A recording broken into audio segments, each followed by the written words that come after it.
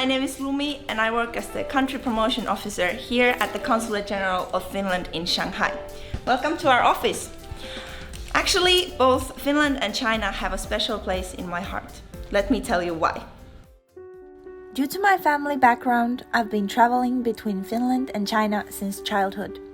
I've lived by the lakes and forests of Finland and experienced the rich historical culture of China, both shaping my growth. Especially my 6 years of studying in Xi'an further deepened this dual cultural influence, giving me a unique perspective on both of the cultures. In Finland, people live a life surrounded by the pristine nature. In summer, we stay at our summer cottages and stroll by the lakes. In the winter, we ski and read by the fireplace. In Finland, sometimes the time seems to stand still. Whenever I return to China, I'm touched by the warmth and straightforwardness of the people.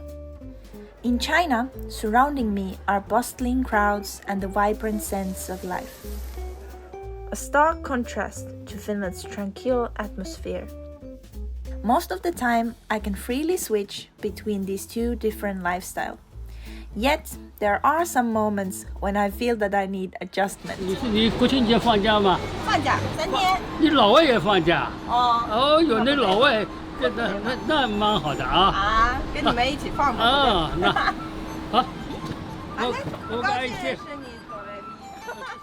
As you see, even though I've been living in China for almost 10 years, there are still some people who affectionately call me foreigner. Chinese people seem to carry an unspoken sentiment about the distinction between locals and foreigners.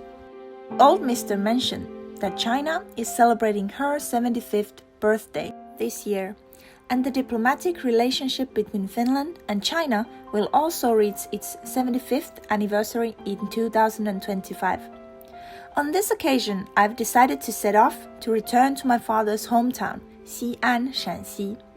I think this might be a rare opportunity for me to explore an unknown answer in the place I know the best. Where exactly does that subtle boundary of locals and foreigners lie in the world of the Chinese people? I guess there might be more to all this, but if we don't go, we won't know. So, let's go. Growing up in Finland, I loved traveling by train because pets are allowed, making every journey enjoyable. This time, I choose to take the high-speed train, crossing 1,500 kilometers from Shanghai, the Oriental Pearl, to the geodetic origin of China, Xi'an, in just over 7 hours. The scenery outside the window changes rapidly, contrasting with the old photos in my hand, which reminded me of those places important to me in my childhood.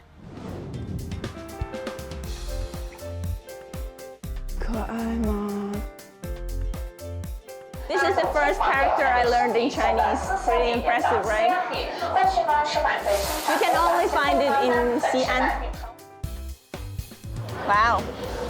You can't live without eating this one. As good as always. My childhood playground. These elephants turned 60 this year.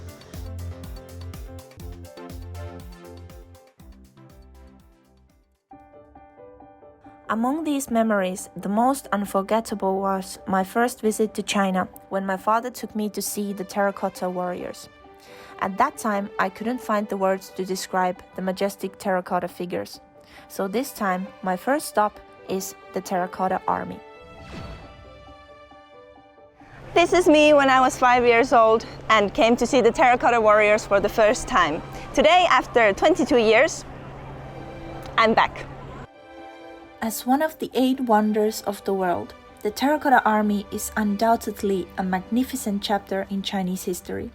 It's not only a symbol of China, but also a treasure for history lovers worldwide. Since their discovery in 1974, this period also coincided with the gradual introduction of advanced technology into China, and the Terracotta Army's stunning presentation to the world benefited from the support and assistance of the international community in technology and resources. what was the most challenging part in finding these? All the figures should be painted 2,000 years ago, but after 2,000 years, most of polychromy on the surface of ceramic disappear because of fire, because of water flow. It's a biggest challenge to keep the remaining color, remaining polychromy.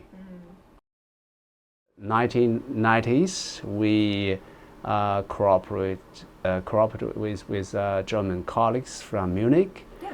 Very interesting on polychromy. So we focus on polychromy conservation. Thanks for the cooperation. Yeah, cooperation. So we established our laboratory in China, and we can later we can solve our problem and also all around China to help other museums. But do you know if these kind of Chinese technology or innovations are used in different parts of the world? Myanmar, yes, Myanmar. They have some temples, stone temples, broken after earthquake. So they invited some Chinese expert or Chinese team to help them to do some restoration of the stone temples. So something like that.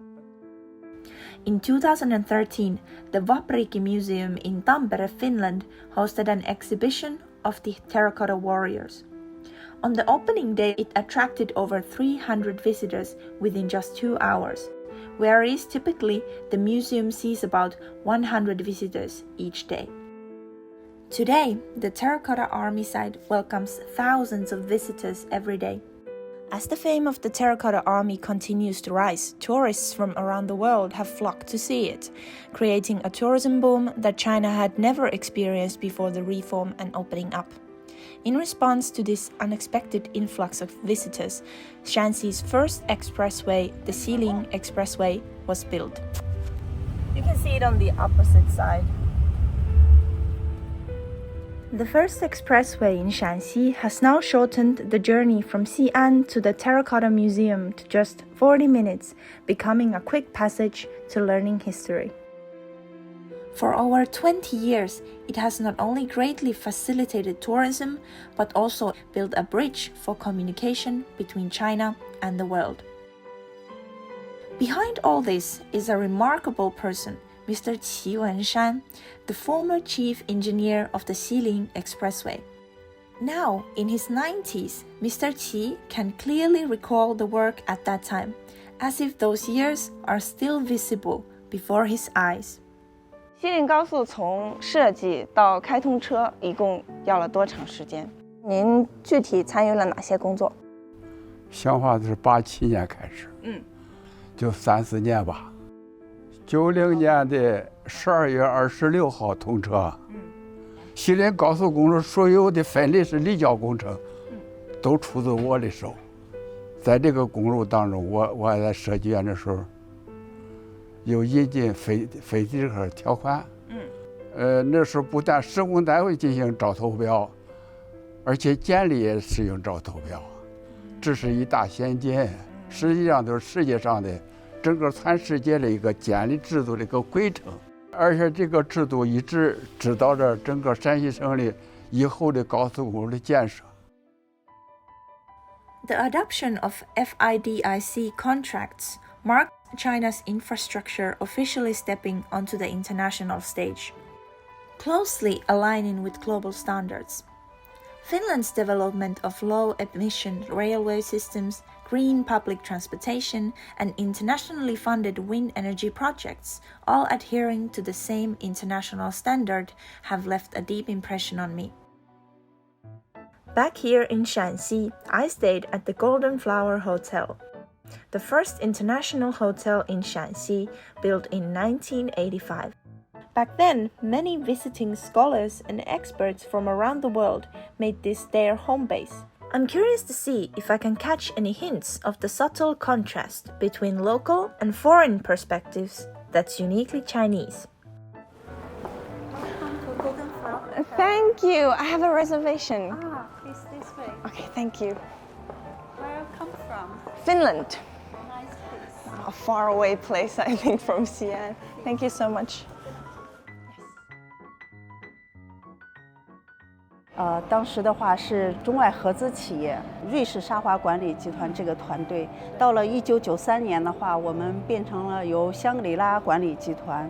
您看到的这个就是这些庆典活动，圣诞节还有我们的圣诞节。在这边过圣诞节的基本上都是回不去的这些国外的这些客人。一时间就是每个餐厅都比较爆满。我其实看到这个画面还是蛮激动的，因为圣诞节是我们芬兰最重大的、最重要的一个节日，相当于像中国过年一样。而且圣诞老人他也是我家乡的最出名的一个人物吧。This is the room tour. Can you believe that this room was built in the 80s? Let's see. Here you can see some Chinese cultural elements. This is the year of the dragon. That's very nice. Let's see what else is here. What else is here? Oh, there's something written. It's written by hand. Very nice. Okay, but I'm gonna take a rest now, so I will see you tomorrow. As the first foreign invested 5-star hotel in Shaanxi, this place marks the region's gateway to the world. Today, Shaanxi is the home to over 10,000 hotels, including nearly 50 5-star ones, embracing the global stage on its own way. I'm excited for tomorrow's journey, where I'll dive into the rich history of this 3,000-year-old city, exploring its past through old photos that capture the key moments in time. I found this old photo of the first Western fast food restaurant here in Shaanxi, and as you can see, it's KFC. We all love KFC, right? But I can't seem to find it anywhere at the moment. Let's go ask some of the locals if they remember this place or not. 叔叔阿姨，不好意思，那个我能问一下，你们这里之前有一家肯德基吗？肯德基，好像对，就在这个地方。那当时开业的时候，你们有什么样的印象吗？去过吗？我们经常过，说是这肯德基是个啥呀？人咋这么多的？但当时还闹了个笑话。一个朋友，我们是在这说这个开了一个肯德基，他说这个肯德基是个啥品种啊？就在这块就这个。印象太深了啊！当年才开业的时候呀，人山人海的排队呢。之后陆续的这个洋快餐都多了，你看，包括那个开源的钟楼旁边的开源的麦当劳呀，这都开了。不过这几年变化太大了。In the late 1990s, Western fast food brands like KFC became symbols of how Chinese people began to encounter and embrace foreign cultures in their daily lives. Back then, Western cuisine was still a novelty for most, but today you can enjoy food from all over the world right here in this city. These flavors have become a part of everyday life in China and Chinese culinary traditions. I have all these old photos of Xi'an in my hand, and today I'm going to go on a city walk together with you to check out these places. So let's go.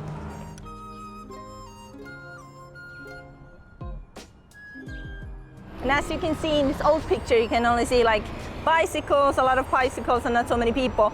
But nowadays, if you want to test your driving skills, I suggest you come and test it here in this huge driving line which surrounds the whole bell tower. And here you can also see Mini-Me besides the drum tower of Xi'an.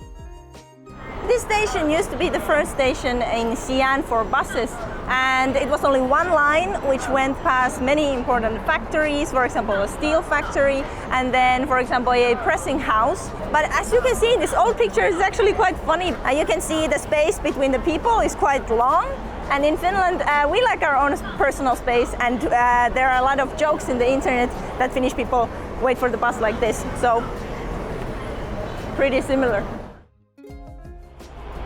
Oh, it used to look like this. This is the Shaanxi TV tower, and in the 80s it used to be the highest building in town. But as you can see from the picture, beside it there's nothing there, but today you can see all these shopping malls, food, schools, museums. The change is quite big. Yeah, this place I think hasn't changed so much. It's still the same giant wild goose pagoda and still the same red doors you can see here, but only I've become taller than previously.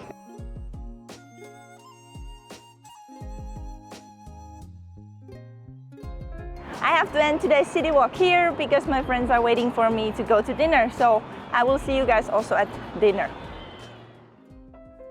As night descends, I eagerly anticipate tonight's gathering with my friends and teachers. Perhaps, much like the transformations I've observed in the city today, they too have undergone growth and change over the years. Oh my goodness! Hi!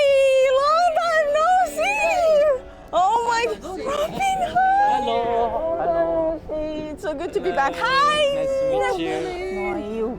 Oh my goodness! And who found this place? Yes, me, of course. That's me. That's my local. Of course. Xi'anese, of You're course. the local. Hey guys, Cheers, cheers. cheers. Cheers! Cheers to Luby. Yay! And you guys! Welcome back. Thank you. We haven't seen each other in a long time, I think. Yeah, it's been like, is it 3 or 4 years? But you haven't changed at all. Really? 你也太会说话了。 No, it's not. It's honest. But weren't you studying flight vehicle design In my bachelor's, yeah. in your bachelor's? Yeah. How was it though? Flight vehicle design is a very sophisticated major, you know. You have to learn a lot of sophisticated stuff. My university, 西北工业大学, you know. Yeah, it's one of the best in this field. Is your major still petroleum engineering? Yeah, of course, petroleum engineering. So you've been in this field for a long time, right? Yeah, petroleum engineering is a very tough course. As for me, I think I'm more interested in the transportation part. Okay. My country is rich in oil. Equatorial Guinea is rich in oil, so I think this is a very good opportunity. I could go back there and work or something like that. Yeah. Nice plans. So, how about you, Xiahao? Your work is also related to energy. Yeah, that's great. right. My focus is mainly about the storage materials. Like at the moment, we have lithium batteries. It's working very good, but in future, we need something that replaces it.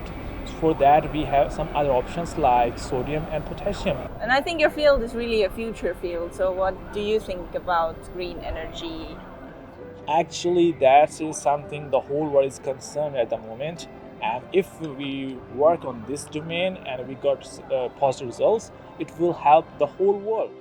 所以王老师，我们这个专业也是招留学生的吗？当然，因为我的专业是高电压绝缘技术，像我们前期也受到了很多的限制，也是这10余年来我们突破了，比如像 JL 管廊输电这些关键的核心技术，那我们也很愿意共享我们的知识，一起呢来推进技术的革新。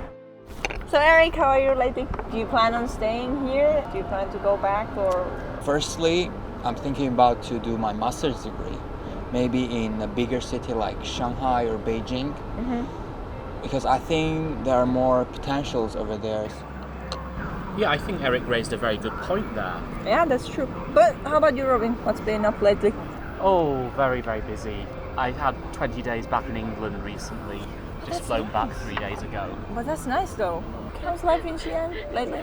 The nice thing is I've moved further towards the Qingling Mountains, so it's more rural, fresher air, Okay, nice but that's scenery, great. bigger apartment, all of that. Great. Since I'm aware that you have translated around 2 million characters into English already, so.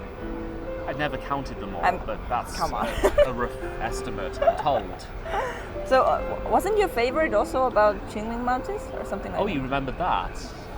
That was the first one we did, that was the first one we had published in England. I mean, that's about 7 or 8 years ago. So that was Ye Guanqian's Mountain Stories. Yeah. It's a very appealing subject, and I think younger people are more interested in that kind of thing. Okay. So are you still working on it now? So what are you working on now? We may do some more of her stories, but at the moment we're doing various local writers. We're trying to promote some different ones we haven't done before. So it's all onwards and upwards, so to speak. So how about the future? Oh, I mean, I think we've probably got enough to occupy ourselves for 5 or 10 years, maybe until I retire even. So we're trying to motivate more young teachers and encourage them more. You know, I have a lot of graduate students that have graduated and they've moved on to different universities, so we're sort of spreading out, you might say. So it begins in Xi'an, but it may be going much further afield. Oh, that's very impressive. You want to join us? If you take me. Cheers. Cheers.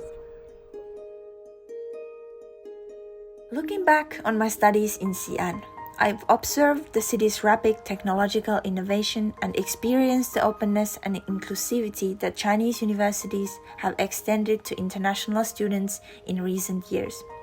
The learning environment is dynamic with a strong emphasis on innovation and practical application in the classrooms, attracting an increasing number of international students to study in China.